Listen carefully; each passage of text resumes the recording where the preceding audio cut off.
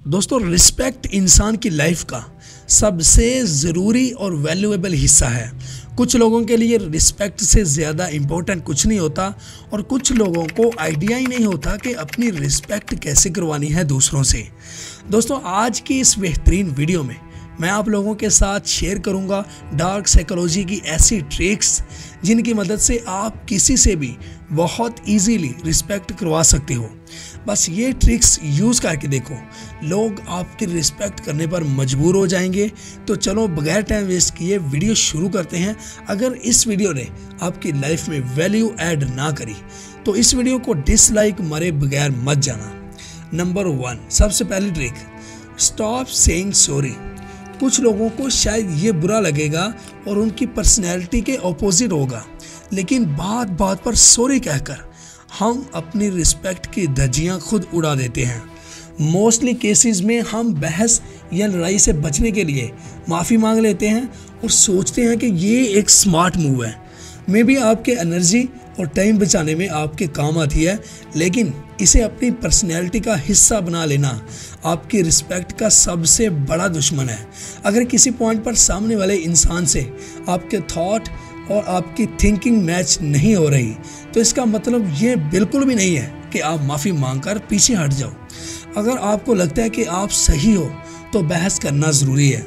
Don't say sorry, instant prove your self right. हाँ, जहाँ आप गलत हो वहाँ पर ज़रूर अपोलोजाइज करना।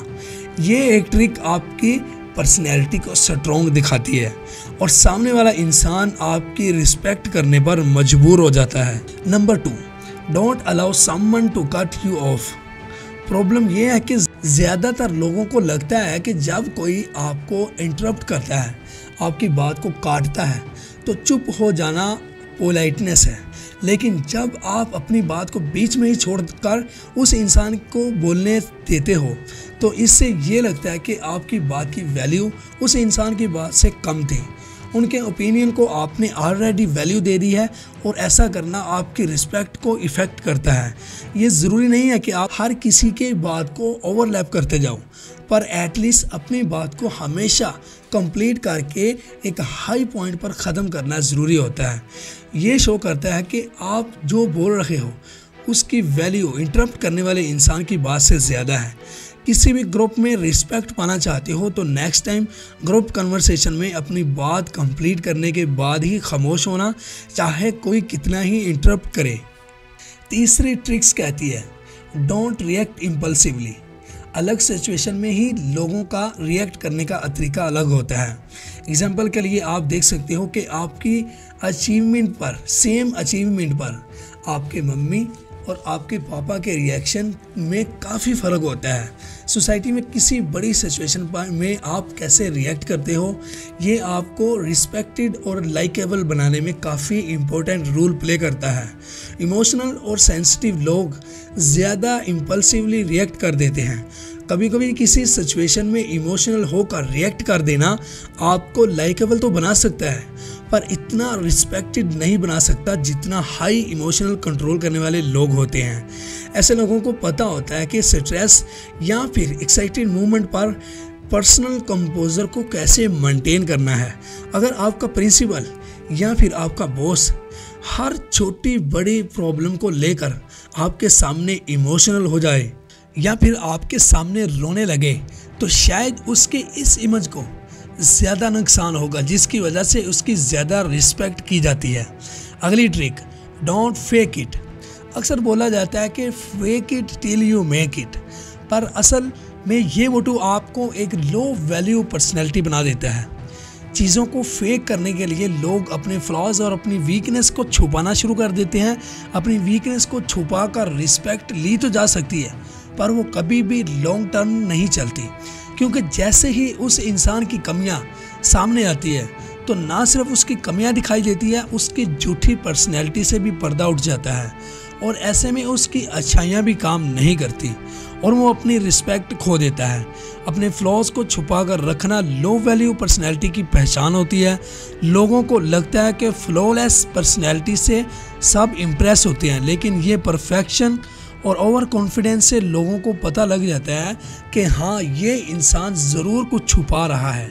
लोगों को आपकी मिस्टेक और आपके फ्लॉज से फ़र्क नहीं पड़ता। जब मिस्टेक होने के बाद उसको बिना डरे एक्सेप्ट किया जाता है, अपने फ्लॉज को अच्छी तरह से प्रेजेंट किया जाता है, तो ये आपको ज़्यादा रिस्पेक्टेड बनाता है। क्योंकि एक परफेक्ट पर्सनैलिटी से ज़्यादा रिस्पेक्ट जेन्युइन पर्सनैलिटी डिज़र्व करती है। बस आपको ध्यान रखना है कि किसके सामने अपनी वीकनेस और अपने फ्लॉज आप शेयर कर सकते हैं। 5वीं ट्रिक आती है स्टैंड बाय योर वर्ड्स। कई बार हम किसी भी इंसान को देखकर हम अपना इरादा बना लेते हैं कि वेल ड्रेस है तो इंटेलिजेंट होगा, स्मार्ट होगा, और जैसे ही वो बोलना शुरू करता है हमें पहली मीटिंग में ही समझ आ जाता है कि वो कितना स्मार्ट है। कम बोलने वाले लोगों के ओपिनियन की वैल्यू हमेशा ज़्यादा बोलने वाले इंसान से ज़्यादा होती है।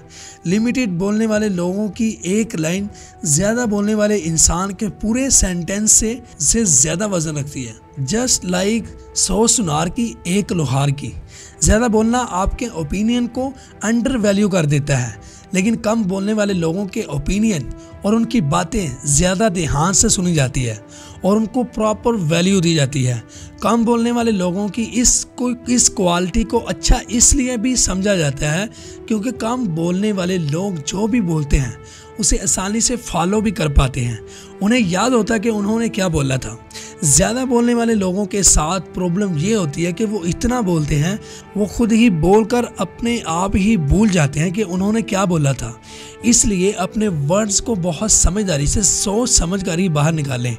जितनी ज़रूरत हो उससे भी कम बोलें। तो दोस्तों, उम्मीद करता हूँ इस वीडियो ने आपकी लाइफ में ज़रूर वैल्यू ऐड करी होगी। अगर वीडियो अच्छी लगी हो तो वीडियो को लाइक और अपने भाई के चैनल को सब्सक्राइब ज़रूर करना। मिलते हैं एक नई वीडियो में। अल्लाह हाफिज़।